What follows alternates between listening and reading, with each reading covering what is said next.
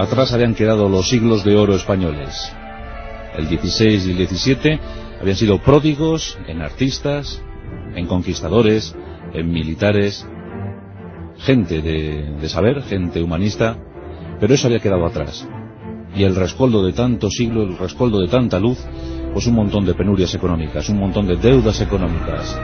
Desde los tiempos de Carlos I, del gran Carlos I, del gran emperador Carlos I, España se había endeudado hasta la saciedad. Y llegaron los Borbones. A principios del siglo XVIII, Felipe V hacía acto de presencia en nuestro solar patrio. Su primer matrimonio con María Luisa de Saboya le procuró 3 hijos, 3 descendientes. Ahí estaba Luis, que llegaría a ser rey, por corto periodo además, 7 meses tan solo, ya que Luis I, murió víctima de la terrible viruela. De eso no se escapaban ni los reyes. Felipe II había muerto también por causa prematura. Y finalmente le heredó Fernando, el que sería Fernando VI. El matrimonio con María Luisa de Saboya dio paso al matrimonio con Isabel de Farnesio. La española era una mujer inteligente y habilidosa, que procuraba para su prole lo mejor, los más destacados intereses. Y entre su prole, entre sus hijos, estaba Carlos, el que más tarde sería Carlos III. Sí, Carlos III era el favorito de Isabel de Farnesio. Pero no contaba en la sucesión dinástica, era el cuarto en importancia. Así que Isabel se las deseó para colocar a su hijo preferido, a su hijo predilecto, en esa opción. Felipe V ya andaba muy mal, andaba algo demente, algo perturbado.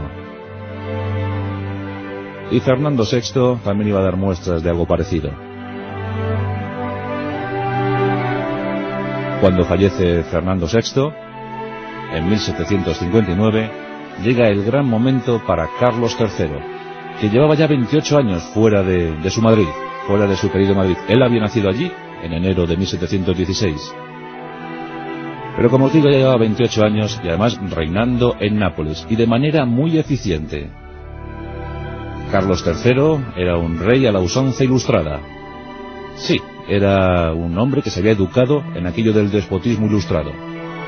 Ya sabéis que el lema más famoso del despotismo ilustrado era gobernar para el pueblo, pero sin el pueblo. Y Carlos III era un fiel postulante de esos dictados.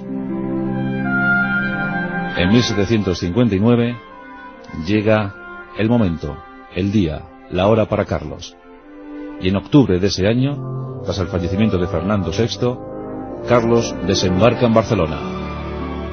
Le reciben con salvas desde Montserrat.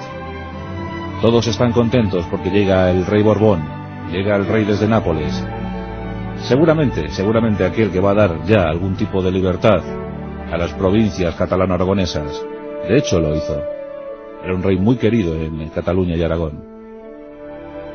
Pero Carlos III, en contra de lo que se pueda pensar, no fue un rey bien recibido en Madrid. No fue un rey querido, no fue un rey popular. Todos miraban con recelo. ¿Y por qué miraban con tanto recelo? ¿Por qué miraban con tanto resentimiento? Lo primero, porque Carlos III llevaba tantos años fuera de España. Lo segundo, ¿con cuántas ideas nuevas y revolucionarias llegaría? Ahí estaba la alta aristocracia, ahí estaba el clero, demasiado anclados en el pasado, con demasiados privilegios acumulados a lo largo de los siglos. Sí, desconfiaban del nuevo rey, de los propósitos del nuevo rey. Venía imbuido, venía lleno, embriagado por las ideas de la Ilustración. Él sabía perfectamente cómo había transitado Italia, Francia, Reino Unido, Alemania, Austria. Y esas ideas posiblemente las pretendía sembrar por España. Y eso era demasiado para los aristócratas, eso era demasiado para el clero. El clero por entonces dominaba la situación en más de un 20-25% del territorio. La aristocracia permanecía inmóvil. Y la clase media, es decir, la burguesía, la clase empresarial, estaba demasiado relegada a un segundo, un tercer plano. Por tanto, España no avanzaba. España seguía viviendo del pasado, seguía viviendo de las viejas glorias. La revolución industrial no había llegado a nuestro país. Carlos III Pretendía moverlo todo, cambiarlo todo, dar un nuevo impulso a este país. Además, las colonias, las provincias de ultramar estaban ahí, todavía intactas. Y por cierto, en este periodo del siglo XVIII, la Compañía de Jesús, los jesuitas, pues habían tomado mucha presencia en tierras americanas. En Brasil y Uruguay, más de 1300 jesuitas prodigaban su labor. Y esto empezó a provocar algunos sinsabores. Todos pensaban que los jesuitas habían asumido demasiados poderes, que tenían demasiadas riquezas. Sonaba a ecos del pasado, sonaba a la vieja historia templaria. No llegaba a ser lo mismo, pero en algunos aspectos sí se acercaba. Por tanto, la situación en 1759 es delicada, sumamente delicada. España navega por la penuria económica, la burguesía totalmente relegada a un segundo o tercer plano, la aristocracia y el clero asumiendo el control absoluto del reino. ¿Qué podría hacer ante esto Carlos III? Pues además de esas ideas, Carlos venía reforzado por una suerte de hombres llegados en su mayoría desde Italia. Ahí estaban los Grimaldi, ahí estaba, por ejemplo, Sabatini, el gran arquitecto, aquel que rediseñó Madrid, aquel que planteó urbanísticamente Madrid de la mejor manera posible, aquel que elevó Madrid a la categoría de su rango.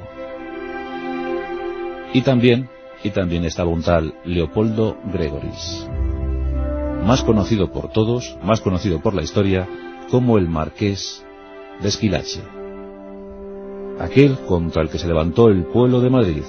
Pero sepamos algo más de Leopoldo Gregoris, del Marqués de Esquilache.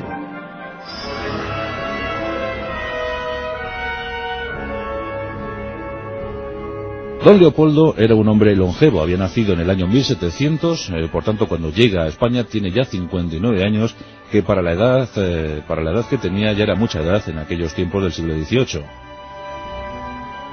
Pero era un hombre espléndidamente formado, un gran humanista, conocedor de muchas ciencias, de muchas disciplinas. Es un hombre de Estado, con mayúsculas. Y por supuesto es el favorito de Carlos III. Carlos III confía ciegamente en Leopoldo Gregoris, confía ciegamente en su Marqués de Esquilache. Tal es el asunto que le confía diferentes ministerios a lo largo del primer periplo. Fue ministro de la Guerra, fue ministro de Justicia y también ministro de Hacienda. Los italianos que acompañaban a Carlos III estaban horrorizados ante lo que veían. Un país absolutamente subdesarrollado. Las ciudades españolas, el caso de Madrid por ejemplo, pasaban por ser las más sucias e inseguras de toda Europa. Y eso para un imperio como el español no se podía consentir. Los italianos se ponen manos a la obra, se ponen a la faena, una faena muy dura, muy difícil. Carlos III empieza a inculcar sus ideas ilustradas. Sí, el despotismo ilustrado, la nueva ideología europea. Hay que modernizar España, sobre todo la imagen exterior, además de la interior. Y empieza a dictar normas, empieza a regular. Pero la fatalidad se ceba en el reinado de Carlos III. En 1760 llega una pertinaz sequía. Esto os suena de algo, ¿verdad? Bueno, pues la pertinaz sequía no se va. En 6 años, desde 1760 a 1766, pertinaz sequía, no llueve. Esto provoca una disminución en la cosecha de cereales y a su vez provoca una elevación de los precios.